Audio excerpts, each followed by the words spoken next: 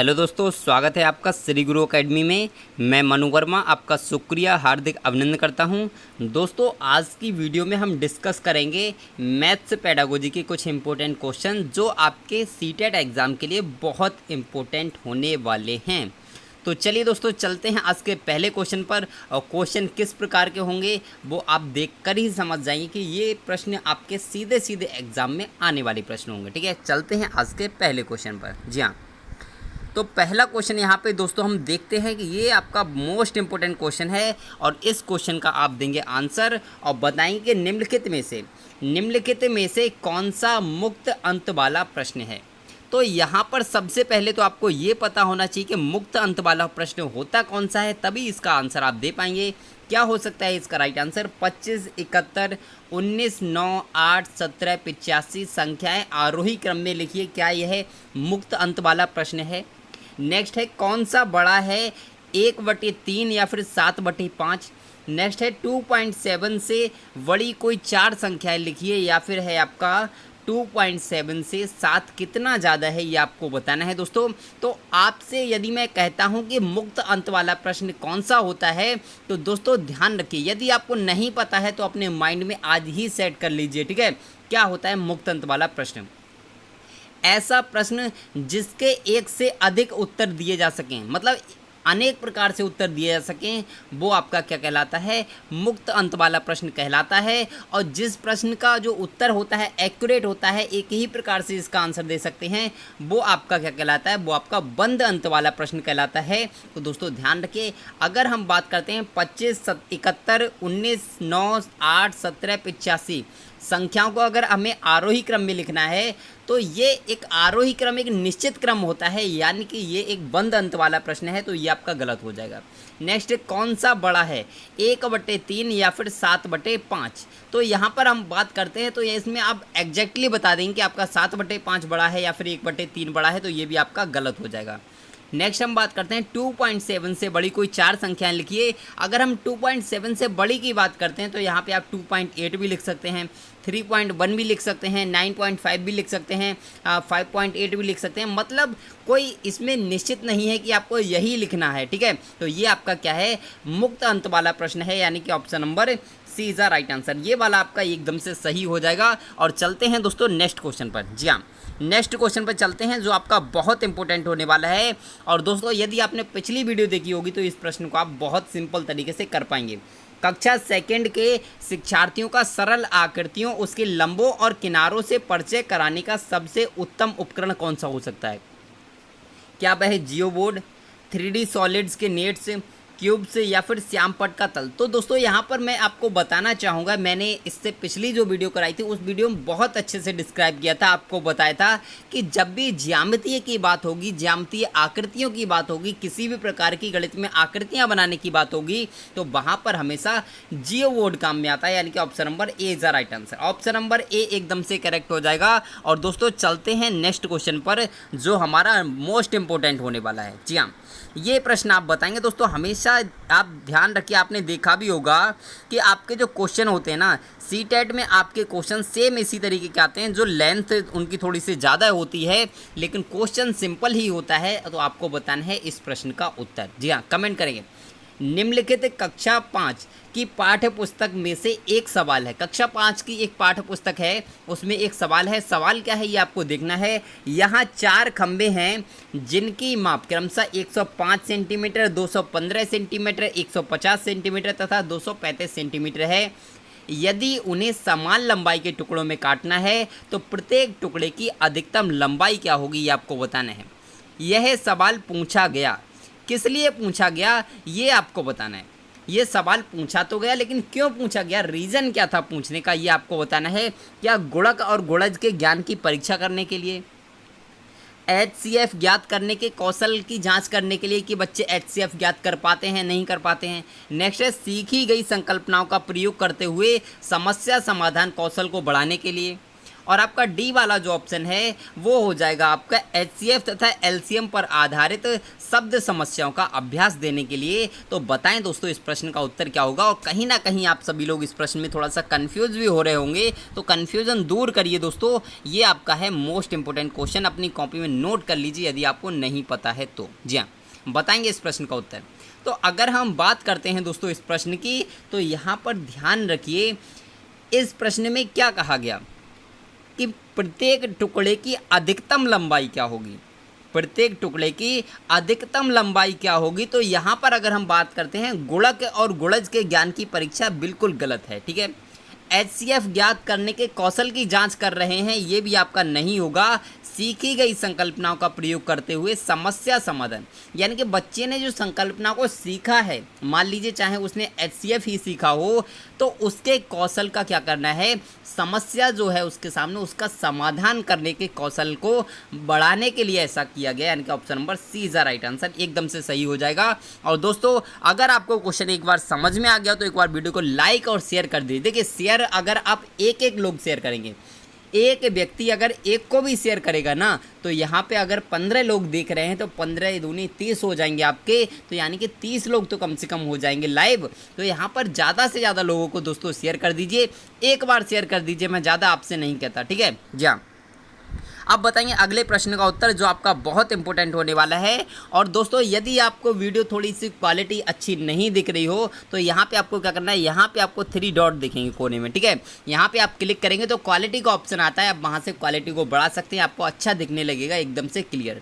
अब बताएंगे निम्नलिखित कक्षा सेकेंड की पाठ्यपुस्तक में से एक समस्या है, निम्नलिखित समस्या को हल करने के लिए कौन सी गणितीय संक्रिया का प्रयोग किया जाएगा। एक दूध वाला 10 दिन में 1410 लीटर दूध बेचता है, वह एक दिन में कितने लीटर दूध बेचता है। उपयुक्त सवाल में ब्लूम का नाम सुना होगा आपने, BS ब्लूम की थ्योरी बहुत इंपॉर्टेंट है, ध्यान रखना है, ठीक है। कि संज्ञानात्मक क्षेत्र की किस दक्षता की ओर संकेत करता है, आपको बताना है BS ब्लूम के अकॉर्डिंग। जी हाँ, बताएं, कमेंट करें इस प्रश्न का उत्तर। प्रश्न सिंपल है लेकिन थोड़ा सा घुमाया गया है आपके लिए। जी हाँ, बताइए। तो यहाँ पर अगर हम इस प्रश्न की बात करते हैं दोस्तों, तो यहाँ पर उसके ज्ञान की परीक्षा नहीं की जा रही है, ठीक है, उसके ज्ञान की परीक्षा नहीं की जा रही है, ये एकदम से गलत होगा। अगर हम नेक्स्ट बात करते हैं, क्या बोधन भी नहीं होगा, ये है विश्लेषण। बच्चा क्या करेगा, विश्लेषण करेगा। टीचर ने क्या बताया, टीचर ने बताया कि बेटा आपकी पुस्तक में दिया गया है कि एक दूध वाला है, वो 10 दिन में 1410 लीटर दूध बेचता है, तो आप बताइए एक दिन में कितना बेचेगा। तो वो क्या करेगा, विश्लेषण करेगा चीज़ों का, ठीक है। यानी कि option number C is the right answer, एकदम से सही हो जाएगा, ठीक है। चलते हैं अगले क्वेश्चन पर। जी हाँ, चलते हैं अगले क्वेश्चन पर। और दोस्तों यहाँ पर एक चीज़ हमेशा याद रखिए कि जो लोग आते हैं और चले जाते हैं वो वाकई में कुछ सीखने नहीं आते, बस टाइम पास करने आते हैं, ठीक है। यदि आपको सीखना है तो सीखने के लिए टाइम देना पड़ता है, ठीक है ना दोस्तों, चीज़ों को समझना पड़ता है। मुझे भी कोई दिक्कत नहीं है, सीधे आंसर बताए आगे बढ़ गया, आंसर बताए आगे बढ़ गया, लेकिन नहीं, आपको समझाना मेरा उद्देश्य है। देखिए क्वेश्चन को कराना उद्देश्य नहीं होता, उद्देश्य होता है समझाना। अगर मैंने यहाँ पे आपको एक क्वेश्चन समझा दिया, आप अगली बार उसी एक क्वेश्चन से 10 क्वेश्चन करके दिखाएंगे। लेकिन यदि मैंने आपको यहाँ पे 10 क्वेश्चन फटाफट करा दिए तो आप हो सकता है अगले ही क्वेश्चन में अटक जाएंगे, ठीक है। तो समझना है चीज़ों को। अब आपको बताना है इस प्रश्न का उत्तर। राशिद कक्षा 5 में पढ़ता है, वह विभिन्न प्रकार के त्रिभुजों को भिन्न श्रेणियों में वर्गीकृत कर सकता है, लेकिन त्रिभुज में 3 कोणों का योग 180 होता है कि अमूर्त प्रमाण को समझने में उसे कठिनाई होती है। पियाजे के संगणनात्मक सिद्धांत के अनुसार आपको बताना है कि राशिद किस चरण पे है। जी हाँ, बताएं। तो यहाँ पे अगर हम बात करते हैं तो आप थोड़ा सा लॉजिक लगाएंगे, इस प्रश्न के लिए कर सकते हैं, बस जरा सी आपको सोचने की देरी है, आप इस प्रश्न को फटाक से लगा देंगे। जी हाँ, बताएं इस प्रश्न का उत्तर। देखिए प्रश्न को समझ लीजिए कि राशिद नाम का एक बच्चा है जो कि कक्षा 5 में पढ़ता है, और वह त्रिभुज को, जो त्रिभुज होते हैं उनको अनेक श्रेणियों में भी तो विभाजित कर देता है, लेकिन अगर हम बात करें त्रिभुज के तीनों कोणों का योग 180 डिग्री होता है, ये नहीं समझ पाता, ये समझने में थोड़ी सी कठिनाई होती है। वह पियाजे के अनुसार किस चरण पर है। तो यहाँ पर अगर हम बात करते हैं तो आपको चरणों की अवधि पता होगी तभी तो आप कर पाएंगे। तो मैं आपके लिए बता देता हूँ, सबसे पहली आती है संवेदी गामक अवस्था, जिसकी अवधि होती है 0 से 2 वर्ष आपकी, ठीक है। फिर आती है आपकी पूर्व संक्रियात्मक अवस्था, जिसकी अवधि होती है आपकी 2 से 7 वर्ष, जो आपके बहुत ज़्यादा पूछी आती है एग्जाम में। जी हाँ, बताएं। अगला आती है आपकी मूर्त संक्रियात्मक अवस्था, जिसकी अवधि होती है 7 से 11 वर्ष दोस्तों। और औपचारिक संक्रियात्मक, जिसकी अवधि होती है कितनी होती है दोस्तों? औपचारिक संक्रियात्मक की अवधि कितनी होती है? तो औपचारिक संक्रियात्मक की अवधि होती है 11 से 15 या फिर 16 वर्ष दोस्तों, ठीक है, ध्यान रखेंगे। तो यहाँ पर अगर हम इस प्रश्न की बात करते हैं तो ध्यान रखिए, यहाँ पर वह 2 से 7 वर्ष की अवस्था में है। क्यों? क्योंकि वह इन कामों के लिए नहीं कर पा रहा है, उनमें अंतर नहीं कर पा रहा है, ठीक है। यानी कि ऑप्शन नंबर डी एकदम से करेक्ट हो जाएगा, ठीक है, ऑप्शन नंबर डी एकदम से करेक्ट हो जाएगा। लेकिन आपके माइंड में एक चीज़ तो घूम रही होगी, क्या घूम रही होगी कि सर वो 5वीं क्लास में कैसे आ गया? जब वो 2 से 7 वर्ष के बीच में है तो 5वीं क्लास में कैसे आ गया? तो यहाँ पर ध्यान रखना है, यहाँ प्याजे के अकॉर्डिंग बताना है, आपको अपने माइंड के अनुसार नहीं चलना है। सब कुछ करना है वो प्याजे के अकॉर्डिंग करना है इस क्वेश्चन में, ठीक है। तो क्वेश्चन में जिसके अकॉर्डिंग पूछा जाता है आपको उसी के अकॉर्डिंग करना होता है, ये भी आपको ध्यान रखना है। और वीडियो पसंद आए तो वीडियो को लाइक और शेयर कर दीजिए और बने रहिए श्री गुरु एकेडमी और मनु वर्मा के साथ, और दीजिए आप इस प्रश्न का उत्तर जो आपका होगा बहुत इंपॉर्टेंट, ठीक है।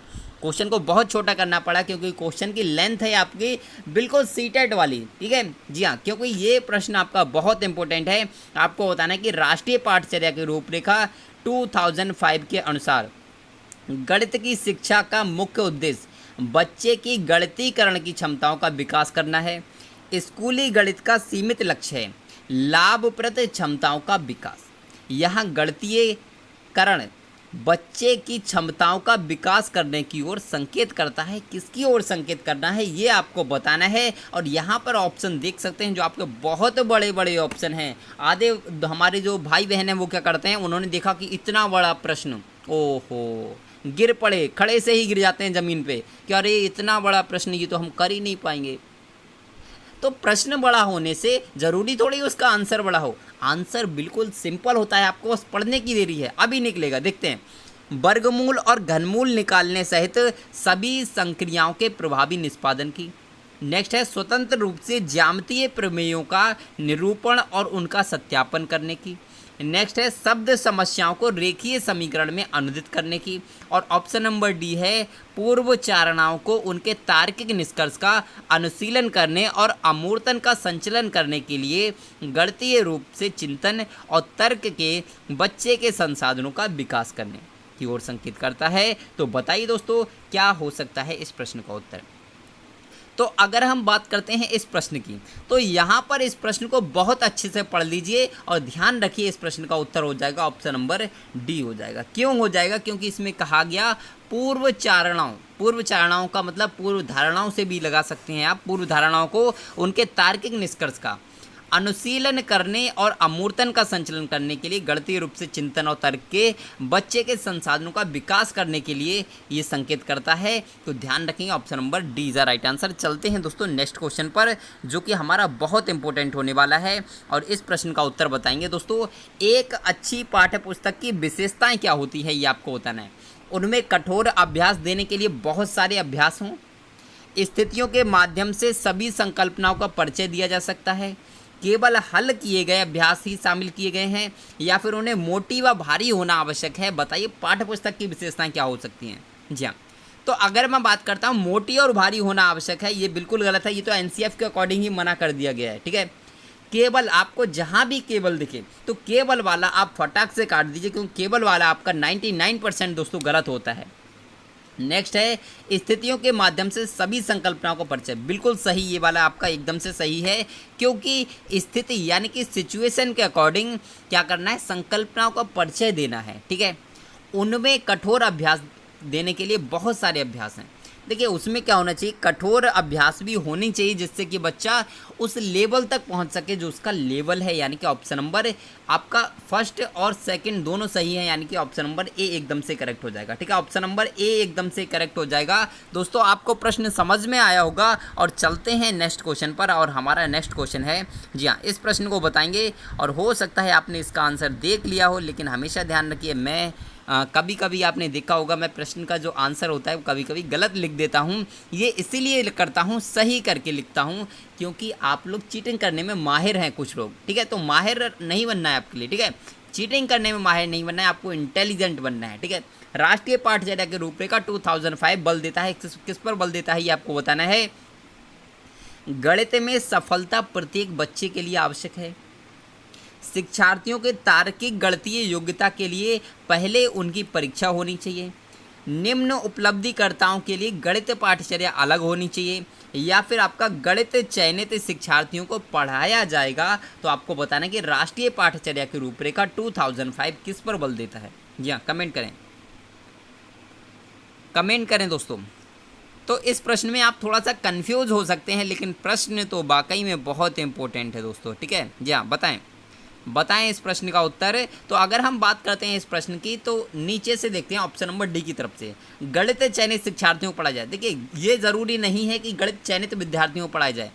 प्राथमिक स्तर की बात हो रही है, आप यहाँ पे प्राथमिक स्तर को समझ के चलेंगे, ठीक है। तो प्राथमिक स्तर पर सभी को पढ़ाया जाता है, ठीक है। कोई चयनित स्पेशली बच्चे नहीं होते हैं, ठीक है, गलत हो जाएगा। नेक्स्ट देखते हैं, निम्न उपलब्धिकर्ताओं के लिए गणित पाठ्यचर्या अलग होगी। अगर कोई बच्चा है जिसकी उपलब्धि क्या है, बहुत ही स्लो है, यानी कि स्लो लर्नर है, तो उसके लिए गणित अलग होनी चाहिए। बिल्कुल गलत है, ऐसा नहीं। गणित तो सेम ही है, उसको आपको क्या करना है, आपका मेथड है पढ़ाने का, उसको चेंज करना पड़ेगा, उसे अलग से टाइम देना पड़ेगा, लेकिन पाठचर्या तो वही रहेगी ना, तो एकदम से गलत हो जाएगा। शिक्षार्थियों की तार्किक गणितीय योग्यता के लिए पहले उनकी परीक्षा, बिल्कुल गलत है दोस्तों। ऑप्शन नंबर बी भी आपका गलत है, यानी कि ऑप्शन नंबर सी एकदम सही है कि गणित में सफलता प्रत्येक बच्चे के लिए आवश्यक है, क्योंकि जो गणित है ना, उसके बच्चे के व्यावहारिक जीवन में यूज होता है, पर डे दैनिक जीवन में यूज होता है, यानी कि option number A is a right answer. चलते हैं दोस्तों नेक्स्ट क्वेश्चन पर, और हमारा जो नेक्स्ट क्वेश्चन है वो बहुत इंपॉर्टेंट होने वाला है, और इस प्रश्न को आप बताएंगे। जी हाँ, कमेंट करेंगे इस प्रश्न का उत्तर कि क्या हो सकता है। दो पूरक कोण 2:2:3 के अनुपात में हैं, उनको ज्ञात कीजिए। कक्षा 7 की एनसीईआरटी के पाठ्य पुस्तक के उपरोक्त प्रश्न का संदर्भ है। क्या संदर्भ है ये आपको बताना है। निम्न श्रेणी का विचार है, क्योंकि यह जानकारी का प्रत्यक्ष स्थिति में उपयोग करने पर आधारित है। क्या ये सही है? क्या ये सही है दोस्तों? तो ये आपका बिल्कुल गलत है। ये निम्न श्रेणी का विचार नहीं है, ये उच्च श्रेणी का विचार है, ये भी आपको ध्यान रखना है।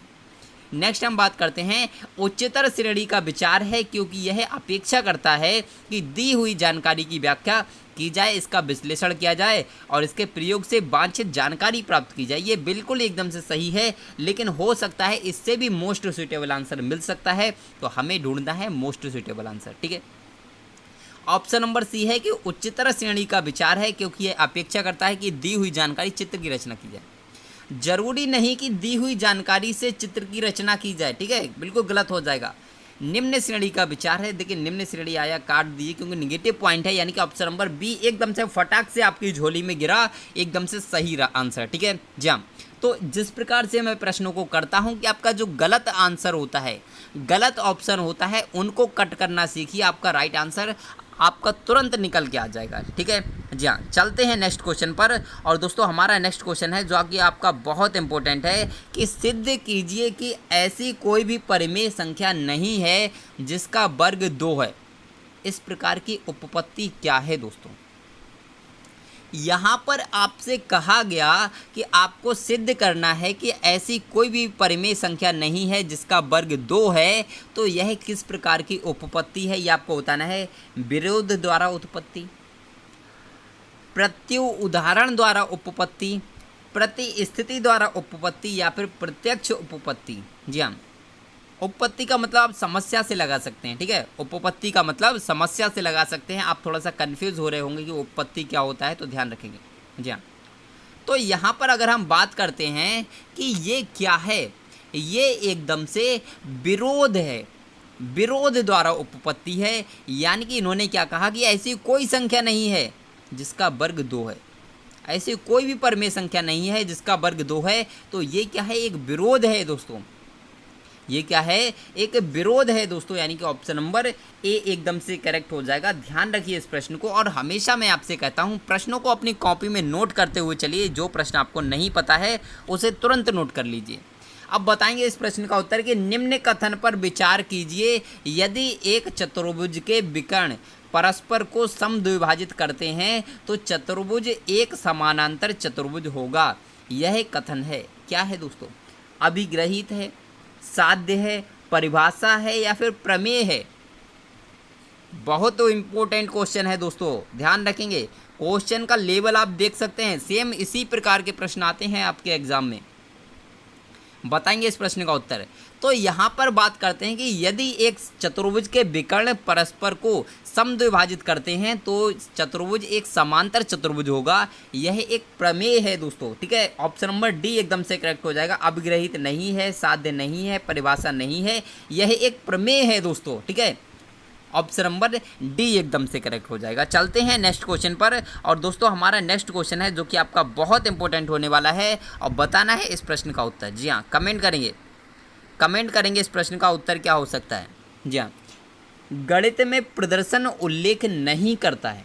गणित में जो प्रदर्शन है किसका उल्लेख नहीं करता है ये आपको बताना है। एक महत्वपूर्ण ज्यामितीय परिणाम को प्रमेय में व्यक्त करना, दिए गए आंकड़ों को आलेख द्वारा व्यक्त करना। ऑप्शन नंबर सी है संख्या श्रेणी को ज्यामितीय प्रतिरूप में व्यक्त करना। ऑप्शन नंबर डी है दो चरों के मध्य संबंध को समीकरण में व्यक्त करना। तो आपको बताना है कि क्या उल्लेख नहीं करता, गणित में प्रदर्शन क्या उल्लेख नहीं करता है ये आपको बताना है। और दोस्तों इससे पहले यदि आप चैनल पे पहली बार वीडियो देख रहे हैं तो चैनल को सब्सक्राइब कर लीजिए, क्योंकि यहाँ मिलता है आपको बेहतर तरीके से बेहतर प्रश्नों के साथ तैयारी करने का मौका।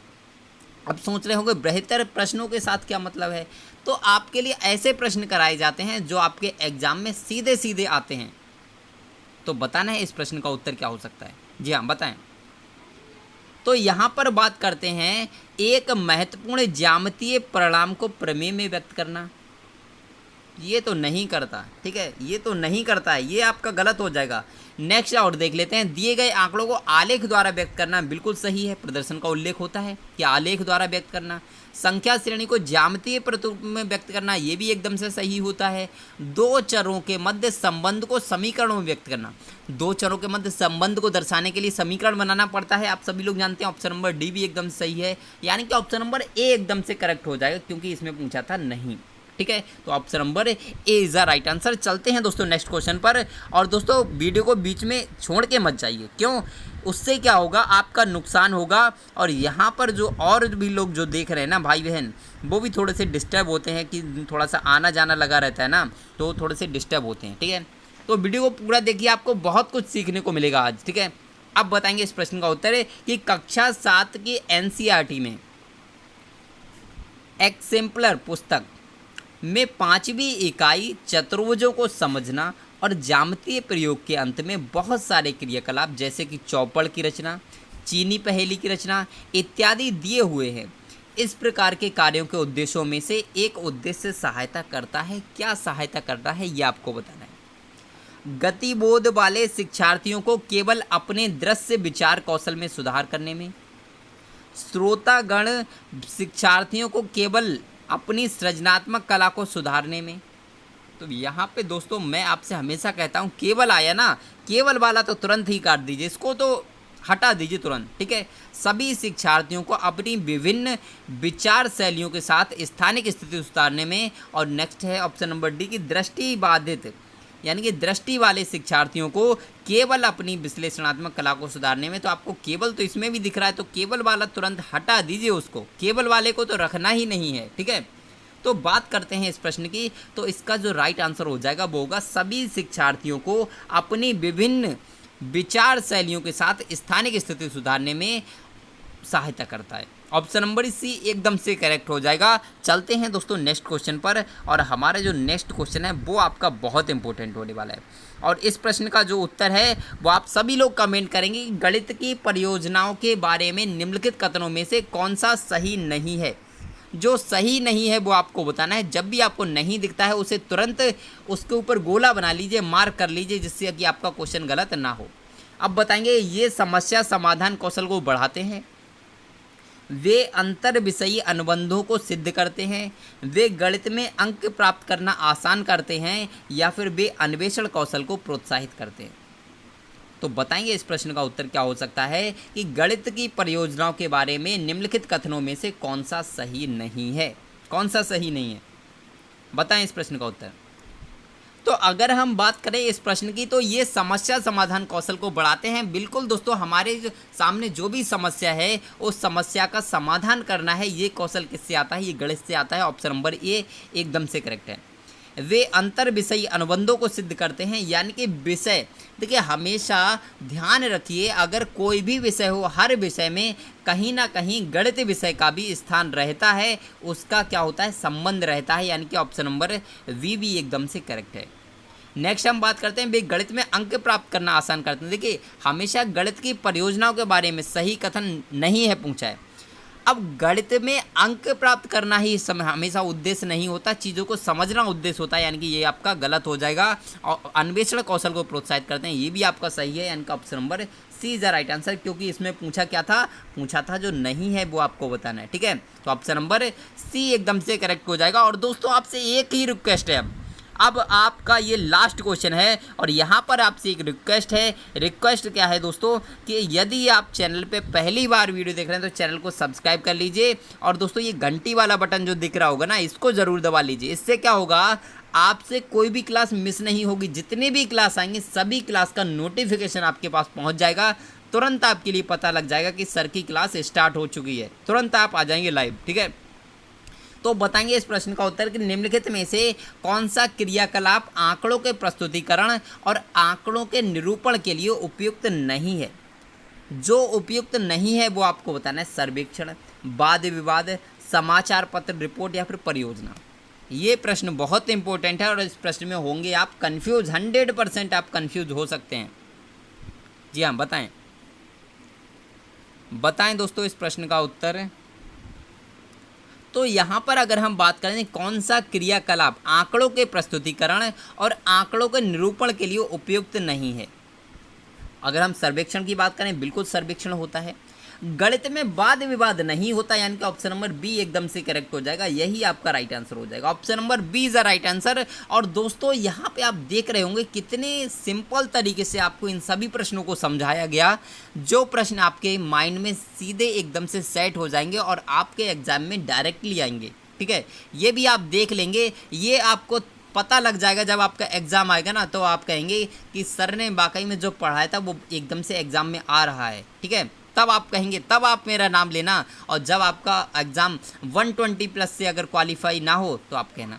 ठीक है, जी हाँ, मैं जितना करा रहा हूँ आपको उतना पढ़ना पड़ेगा, बस ये आपसे एक रिक्वेस्ट है। ठीक है, जी हाँ। तो दोस्तों वीडियो कैसी लगी एक बार कमेंट जरूर कर दीजिए, और अगर अच्छी लगी हो ना तो सभी भाई बहन एक बार लाइक और शेयर, देखिए लाइक एक ही बार करना है, शेयर आप अपने परिवार, ये आपका परिवार है श्री गुरु एकेडमी, इसको बढ़ाने के लिए जितना शेयर करना चाहें कर सकते हैं, लेकिन लाइक एक ही बार करिए। ठीक है, और चैनल को सब्सक्राइब कर लीजिए यदि आप पहली बार वीडियो देख रहे हैं, और बेल आइकन को दबा दीजिए, यानी कि घंटी वाले बटन को दबा दीजिए। और यहाँ पर दोस्तों आपसे मैं लास्ट में हमेशा यही कहता हूँ कि चाहे एग्ज़ाम आपका कभी भी हो, सीटेट एग्ज़ाम मान लीजिए हट गया है, मान लीजिए 10 दिन बाद हो जाए, नहीं होगा अभी तो खैर नहीं होगा, मान लीजिए 1 महीने बाद हो जाए या 2 महीने बाद या 1.5 महीने बाद, तो एग्ज़ाम तो होना है ना, तो आप तैयारी में जुटे रहिए। तो बस लास्ट में यही कहना चाहूँगा, खुश रहिए, मस्त रहिए और तैयारी ज़रूर करते रहिए दोस्तों। ठीक है, तो चलिए बाय बाय दोस्तों।